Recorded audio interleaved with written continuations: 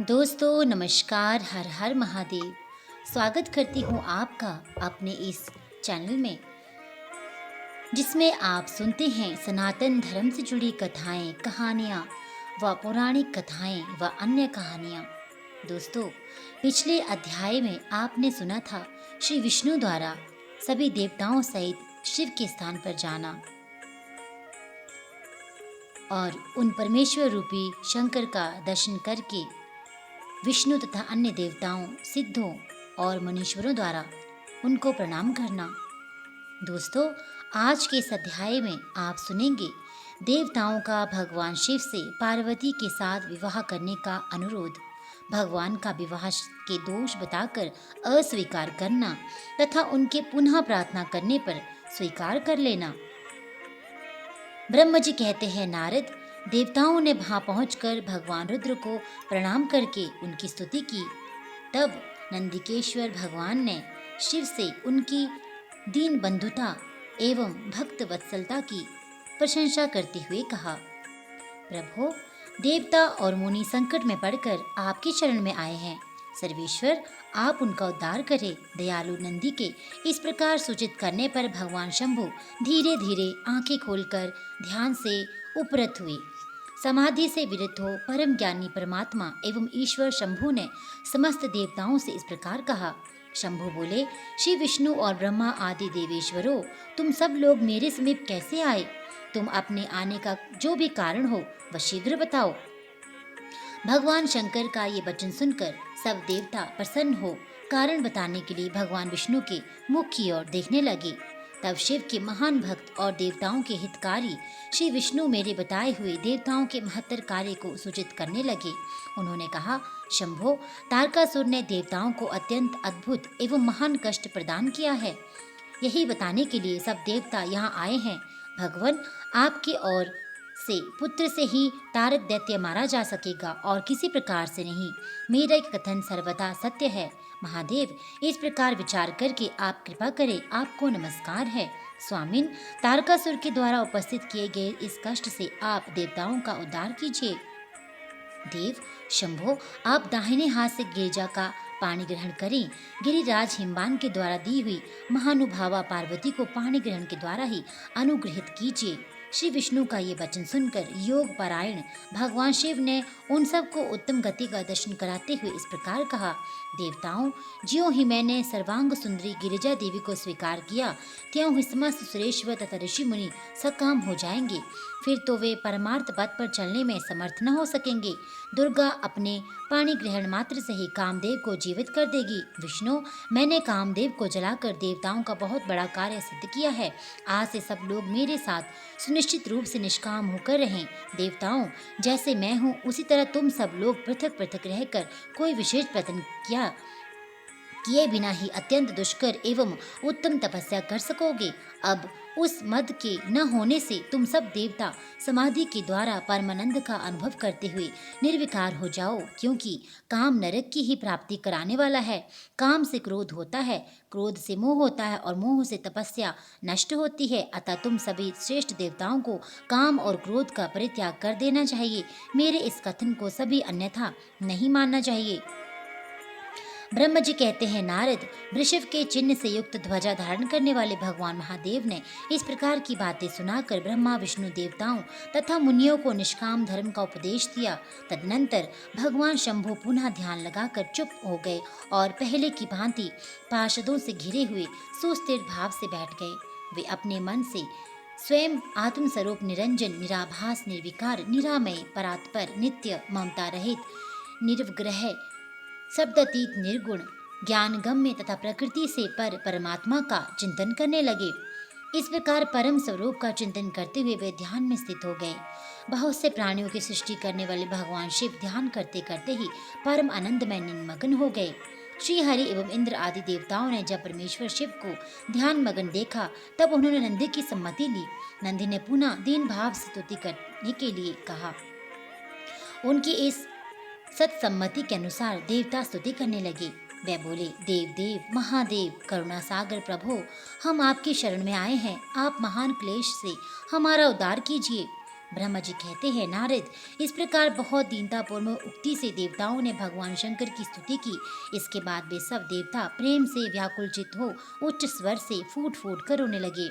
मेरे साथ भगवान श्री हरि उत्तम भक्ति भाव से युक्त हो मन ही मन भगवान शंभु का स्मरण करते हुए अत्यंत दीनतापूर्ण वाणी द्वारा उनसे अपना अभिप्राय निवेदन करने लगे। देवताओं के मेरे तथा श्री हरि के इस प्रकार बहुत स्तुति करने पर भगवान महेश्वर अपनी भक्त वत्सला के कारण ध्यान से विरत हो गए। उनका मन अत्यंत प्रसन्न था। वे भक्त वत्सल शंकर श्री हरि आदि को करुणा दृष्टि से देखकर उनका हर्ष बढ़ाते हुए बोले, विष्णु, ब्राह्मण तथा इंद्र आदि देवताओं, तुम सब लोग एक साथ यहाँ किस अभिप्राय से आए हो? मेरे सामने सच सच बताओ। श्री हरि ने कहा, महेश्वर, आप सर्वज्ञ हैं, सबके अंतर्यामी ईश्वर हैं।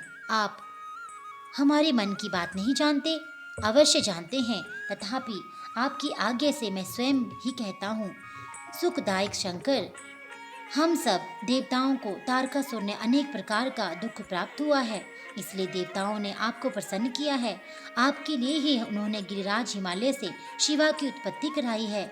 शिवा के गर्भ से आपके द्वारा जो पुत्र उत्पन्न होगा, उसी से तारकासुर की मृत्यु होगी, दूसरे किसी उपाय से नहीं। ब्रह्मा जी ने उस दैत्य को यही वर दिया है, इस कारण दूसरे से उसकी मृत्यु नहीं हो पा रही है। अतएव वह निडर होकर सारे संसार को कष्ट दे रहा है।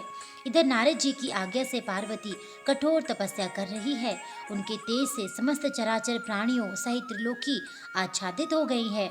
इसलिए परमेश्वर, आप शिवा को वर देने के लिए जाइए। स्वामिन, देवताओं का दुख मिटाइए और हमें सुख दीजिए। शंकर, मेरे तथा देवताओं के हृदय में आपके विवाह का उत्सव देखने के लिए बड़ा भारी उत्साह है, अतः आप यथोचित रीति से विवाह कीजिए। परात्पर परमेश्वर, आपने रति का जो वर दिया था, उसकी पूर्ति का अवसर आ गया है, अतः आप अपनी प्रतिज्ञा को शीघ्र सफल कीजिए। ब्रह्मा जी कहते हैं, नारद, ऐसा कह उन्हें प्रणाम करके श्री विष्णु आदि देवताओं और महर्षियों ने नाना प्रकार के स्तोत्रों द्वारा पुनः उनकी स्तुति की। फिर वे सब के सब उनके सामने खड़े हो गए। भक्तों के अधीन रहने वाले भगवान शंकर भी, जो वेद मर्यादा के रक्षक हैं, देवताओं की बात सुनकर हंसकर बोले, हे हरे, हे विधे और हे देवताओं, तुम सब लोग आदर पूर्वक सुनो। मैं यथोचित विशेषता विवेकपूर्ण बात कह रहा हूँ।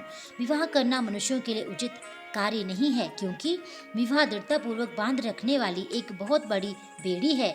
जगत में बहुत से कुसंग हैं, परंतु स्त्री का संग उनसे सबसे बढ़कर है। पर मनुष्य सारे बंधनों से छुटकारा पा सकता है, परंतु स्त्री प्रसंग रूपी बंधन से विमुक्त नहीं हो सकता। लोहे और काठ की बनी हुई बेड़ियों में दृढ़ता पूर्वक बंधा हुआ पुरुष भी एक दिन उस कैद से छुटकारा पा जाता है, परंतु स्त्री पुत्र आदि के बंधन में बंधा हुआ मनुष्य कभी छूट नहीं पाता। महान बंधन में डालने वाले विषय सदा बढ़ते रहते हैं। जिसका मन विषयों के वशीभूत हो गया, उसके लिए मोक्ष स्वप्न में भी दुर्लभ है। विद्वान पुरुष यदि सुख चाहता है तो वह विषयों को विधि पूर्वक त्याग दे। विषयों को विषय विष के समान बताया गया है, जिनके द्वारा मनुष्य मारा जाता है। विषय के साथ वार्ता करने मात्र से मनुष्य क्षण भर में पतित हो जाता है। आचार्य ने विषय को मिश्री मिलाई हुई वारुणी यानी मदिरा कहा है।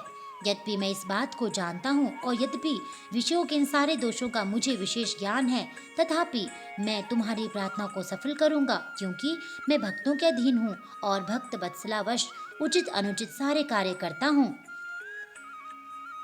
इसलिए तीनों लोकों में अयथोचित कार्य के रूप में मेरी प्रसिद्धि है। भक्तों के लिए मैंने अनेक बार बहुत से प्रयत्न करके कष्ट सहन किए हैं।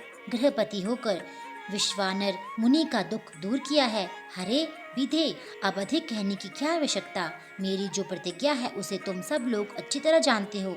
मैं ये सत्य कहता हूँ कि जब जब भक्तों पर कहीं विपत्ति आती है, तब तब मैं तत्काल उनके सारे कष्ट हर लेता हूँ। तारकासुर से तुम सब लोगों को जो दुख प्राप्त हुआ है, उसे मैं जानता हूँ और उसका हरण करूँगा, ये भी सत्य सत्य बता रहा हूँ। यद्यपि मेरे मन में विवाह करने की कोई रुचि नहीं है, तथापि पुत्र उत्पादन के लिए गिरिजा के साथ विवाह करूंगा। तुम सब देवता अब निर्भय होकर अपने अपने घर जाओ। मैं तुम्हारा कार्य सिद्ध करूंगा। इस विषय में अब कोई विचार नहीं करना चाहिए। ब्रह्मा जी कहते हैं, नारद, ऐसा कहकर भगवान शंकर मौन हो समाधि में स्थित हो गए और विष्णु आदि सभी देवता अपने अपने धाम को चले गए। इसके आगे सुनिए भगवान शिव की आज्ञा से सप्तऋषियों का पार्वती के आश्रम पर जा उनके शिव विषयक अनुराग की परीक्षा करना और भगवान को सब वृतांत बताकर स्वर्ग को जाना। ब्रह्मा जी कहते हैं, देवताओं ने अपने आश्रम में चले जाने पर पार्वती के तप की परीक्षा के लिए भगवान शंकर समाधिस्थ हो गए। वे स्वयं अपने आप में अपने ही परात्पर स्वस्थ माया रहित तथा उपद्रव शून्य स्वरूप का चिंतन करने लगे। उस ध्येय वस्तु के रूप में साक्षात भगवान महेश्वर ही विराजमान है। उनकी गति का किसी को ज्ञान नहीं होता। वे भगवान विष्णुध्वज ही सबके सृष्टा परमेश्वर हैं। तात उन दिनों पार्वती देवी बड़ी भारी तपस्या कर रही थी। उस तपस्या से रुद्रदेव भी बड़े विस्मय में पड़ गए। भक्त अधीन होने के कारण ही वे समाधि से विचलित हो गए और किसी कारण से नहीं। तदनंतर सृष्टिकर्ता हर ने वशिष्ठ आदि सब ऋषियों का स्मरण किया। उनके स्मरण करते ही वे सातों ऋषि शीघ्र ही वहां आ पहुंचे। उनके मुख पर प्रसन्नता छा रही थी तथा वे सब के सब अपने सौभाग्य की अधिक सराहना करते थे। उन्हें आया देख भगवान शिव के नेत्र प्रसन्नता से प्रफुल्ल कमल के समान खिल उठे और वे हंसते हुए बोले, तात सप्तऋषियों, तुम सब लोग मेरे हितकारी तथा संपूर्ण वस्तुओं के ज्ञान में निपुण हो, अतः शीघ्र मेरी बात सुनो। गिरिजा कुमारी देवेश्वरी पार्वती इस समय सुस्थिरचित हो गौरी शिखर नामक पर्वत पर तपस्या कर रही है। मुझे प्रतिरूप में प्राप्त करना ही उनका तपस्या का उद्देश्य है। दिजो, इस समय केवल सखियां उनकी सेवा में है। मेरे सिवा दूसरी समस्त कामनाओं का परित्याग करके वे एक उत्तम निश्चय पर पहुंच चुकी है। मुनिवरों, तुम सब लोग मेरी आज्ञा से वहां जाओ और प्रेम पूर्ण हृदय से उनकी दृढ़ता की परीक्षा करो। वहां तुम्हें सर्वथा छलयुक्त बातें कहनी चाहिए। उत्तम व्रतधारी महर्षियों, मेरी आज्ञा से ऐसा करना है, इसलिए तुम्हें संशय नहीं करना चाहिए। भगवान शंकर की आज्ञा पाकर वे सातों ऋषि तुरंत ही उस स्थान पर जा पहुंचे जहाँ दीप्तिमती जगत माता पार्वती विराजमान थी। सप्तऋषि ने वहां शिवा को तपस्या की मूर्तिमती दूसरी सिद्धि के समान देखा। उनका तेज महान था। वे अपने उत्तम तेज से प्रकाशित हो रही थी। उन उत्तम व्रतधारी सप्तऋषियों ने मन ही मन प्रणाम किया और उनके द्वारा विशेषता पूजित हो वे समस्त झुकाए इस प्रकार बोले, मस्तक झुकाए इस प्रकार बोले। ऋषियों ने कहा, देवी गिरिजा नंदिनी, हमारी ये बात सुनो। हम जानना चाहते हैं कि तुम किस लिए तपस्या करती हो तथा किसके द्वारा किस देवता को और किस फल को पाना चाहती हो। उन द्विजों के इस प्रकार पूछने पर गिरिजा कुमारी देवी शिवा ने उनके सामने अत्यंत गोपनीय होने पर भी सच्ची बात बताई। पार्वती बोली, मुनीश्वरों, आप लोग प्रसन्नतापूर्वक हृदय से मेरी बात सुने। मैंने अपनी बुद्धि से जिनका चिंतन किया है, अपना वह विचार मैं आपके सामने रखती हूँ। आप लोग मेरी असंभव बातें सुनकर मेरा उपहास करेंगे, इसलिए उन्हें कहने में संकोच ही होता है, तथापि कहती हूँ। क्या करूँ, मेरा ये मन अत्यंत दृढ़तापूर्वक एक उत्कृष्ट कर्म के अनुष्ठान में लगा है और ऐसा करने के लिए विवश हो गया है। ये पानी के ऊपर बहुत बड़ी और ऊंची दीवार खड़ी करना चाहता है। देवऋषि का उपदेश पाकर मैं भगवान रुद्र मेरे पति हूँ, इस मनोरथ को मन में लिए अत्यंत कठोर तप कर रही हूँ। मेरा मन रूपी पक्षी बिना पंख के ही हठपूर्वक आकाश में उड़ रहा है। मेरे स्वामी करुणानिधान भगवान शंकर ही उसके इस आशा की पूर्ति कर सकते हैं। पार्वती का ये वचन सुनकर वे मुनि हंस पड़े और गिरिजा का सम्मान करते हुए प्रसन्नतापूर्वक छल युक्त मिथ्या वचन बोले। ऋषियों ने कहा, गिरिजानंदिनी, देव ऋषि नारद व्यर्थ ही अपने को पंडित मानते हैं। उनके मन में क्रूरता भरी रहती है। आप समझदार होकर भी क्या उनके चरित्र को नहीं जानती? नारद छल कपट की बातें करते हैं और दूसरों के चित्त को मोह में डालकर मत डालते हैं। उनकी बातें सुनने से सर्वथा हानि ही होती है। ब्रह्मपुत्र दक्ष के पुत्रों को नारद ने छलपूर्ण उपदेश दिया। उसका फल ये हुआ कि वे सब के सब अपने पिता के घर लौटकर ना आ सके। यही हाल उन्होंने दक्ष के दूसरे पुत्रों का भी किया। वे भी उनके चक्कर में आकर भिखारी बन गए। विद्याधर चित्रकेतु को इन्होंने ऐसा उपदेश दिया कि उनका घर ही उजड़ गया। प्रहलाद को अपना चेला बनाकर इन्होंने हिरण्यकशिपु से बड़े बड़े दुख दिलवाए। ये सदा दूसरों की बुद्धि में भेद पैदा किया करते हैं। नारद मुनि कानों को पसंद आने वाली अपनी विद्या जिस को सुना देते हैं, वही अपना घर छोड़कर तत्काल भीख मांगने लगता है। उनका मन मलिन है, केवल शरीर ही सदा उज्जवल दिखाई देता है। हम उन्हें विशेष रूप से जानते हैं क्योंकि उनके साथ रहते हैं। उनका उपदेश पाकर बड़े बड़े विद्वानों द्वारा सम्मानित होने वाली तुम भी व्यर्थ ही भूलावे में आ गई हो और मूर्ख बनकर दुष्कर तपस्या करने वाली लगी। बाले, तुम जिनके लिए ये भारी तपस्या करती हो वे रुद्र सदा उदासीन, निर्विकार तथा काम के शत्रु है, इसमें संशय नहीं है। वे अमंगलिक वस्तुओं से युक्त शरीर धारण करते हैं, लज्जा को तिलांजलि दे चुके हैं, उनका न कहीं घर है न द्वार, वे किसी कुल में उत्पन्न हुए हैं न इसका भी किसी को पता है। कुसंगित भेष धारण किए भूतों तथा प्रेत आदि के साथ रहते हैं, नंग धड़ंग हो शूल धारण किए घूमते हैं। धूर्त नारद ने अपनी माया से तुम्हारे सारे विज्ञान को नष्ट कर दिया है, युक्ति से तुम्हें मोह में लिया है और तुमसे तप करवाया। देवेश्वरी गिरिजा नंदिनी, तुम्हारी विचार करो कि ऐसे वर को पाकर तुम्हें क्या सुख मिलेगा। पहले रुद्र ने बुद्धि से खूब सोच विचार कर साध्वी सती से विवाह किया, परंतु वे ऐसे मूढ़ है कि कुछ दिन में भी उनके साथ निभा न सके। उस बेचारी को वैसे ही दोष देकर उन्होंने त्याग दिया और स्वयं स्वतंत्र हो अपने निष्कल और शोक रहित स्वरूप का ध्यान करते हुए उसी में सुखपूर्वक रम गए। देवी, जो सदा अकेले रहने वाले, शांत, संग रहित और अद्वितीय है, उनके साथ किसी स्त्री का निर्वाह कैसे होगा। आज भी कुछ नहीं बिगड़ा, तुम हमारी आज्ञा मानकर घर लौट जाओ और उस दुर्बुद्धि को त्याग दो। महाभागे, इससे तुम्हारा भला होगा। तुम्हारे योग्य वर है भगवान विष्णु, जो समस्त सद्गुणों से युक्त हैं। वे वैकुंठ में रहते हैं, लक्ष्मी के स्वामी है और नाना प्रकार की क्रीड़ाएं करने में कुशल है। उनके साथ हम तुम्हारा विवाह करा देंगे और वह विवाह के लिए तुम्हारे समस्त सुखों को देने वाला होगा। पार्वती, तुम्हारा जो रुद्र के साथ विवाह करने का हठ है, ऐसे हठ को छोड़ दो और सुखी हो जाओ। ब्रह्म जी कहते हैं, नारद, उनकी ऐसी बात सुनकर जगदम्बिका पार्वती हंस पड़ी और पुनः उन ज्ञान विशारद मुनियों से बोली। पार्वती ने कहा, मुनीश्वरों, आपने अपनी समझ से ठीक ही कहा है, परंतु द्विजों, मेरा हठ भी छूटने वाला नहीं है। मेरा शरीर पर्वत से उत्पन्न होने के कारण मुझ में स्वाभाविक कठोरता विद्वान है। अपनी बुद्धि से ऐसा विचार कर आप लोग मुझे तपस्या से रोकने का कष्ट न करें। देव ऋषि का उपदेश वाक्य मेरे लिए परम हितकारी है, इसलिए मैं उसे कभी नहीं छोड़ूंगी। वेद वेता भी मानते हैं कि गुरुजनों का वचन हितकर होता है, गुरुओं का वचन सत्य होता है। ऐसा जिनका दृढ़ विचार है, उन्हें इहलोक और परलोक में परम सुख की प्राप्ति होती है और दुख कभी नहीं होता। गुरुओं का वचन सत्य होता है, ये विचार जिनके हृदय में नहीं है, उन्हें इहलोक और परलोक में भी दुख प्राप्त होता है, सुख कभी नहीं मिलता। अतः द्विजों, गुरुओं के वचन का कभी किसी तरह भी त्याग नहीं करना चाहिए। मेरा घर बसे या उजड़ जाए, मुझे तो ये हठ ही सदा सुख देने वाला है। मुनिवरों, आपने जो बातें कही हैं, मैं उनका आपके कहे हुए तात्पर्य से भिन्न अर्थ समझती हूँ और उनका यहाँ संक्षेप से विवेचन प्रस्तुत करती हूँ। आपने ये ठीक कहा कि भगवान विष्णु सद्गुणों के धाम तथा लीला विहारी हैं। साथ ही आपने सदाशिव को निर्गुण कहा। इसमें जो कारण है वह बताया जाता है। भगवान शिव साक्षात परम ब्रह्मा अतएव निर्विकार है। वे केवल भक्तों के लिए शरीर धारण करते हैं, फिर वे लौकिक प्रभुता को दिखाना नहीं चाहते। अतः परमहंसों की जो प्रिय गति है, उसी को वे धारण करते हैं। क्योंकि वे भगवान शंभु परमानंदमय हैं, इसलिए अवधूत रूप से रहते हैं। माया लिप्त जीवों को ही भूषण आदि की रुचि होती है, ब्रह्म को नहीं। वे प्रभु गुणातीत, अजन्मा, माया रहित, अलक्ष्य गति और विराट हैं। जो भगवान शंभु किसी विशेष धर्म या जाति आदि के कारण किसी पर अनुग्रह नहीं करते। मैं गुरु की कृपा से शिव को यथार्थ रूप से जानती हूँ। ब्रह्म ऋषियों, यदि शिव मेरे साथ विवाह नहीं करेंगे तो मैं सदा कुमारी ही रह जाऊंगी, परंतु दूसरे के साथ विवाह नहीं करूंगी। ये सत्य है और ये मैं सत्य सत्य कहती हूँ। यदि सूर्य पश्चिम दिशा में उगने लगे, मेरू पर्वत अपने स्थान से विचलित हो जाए, अग्नि शीतलता को अपना ले और कमल पर्वत शिखर की शिला के ऊपर खिलने लगे, तो भी मेरा हठ छूट नहीं सकता। ये मैं सच्ची बात कहती हूँ।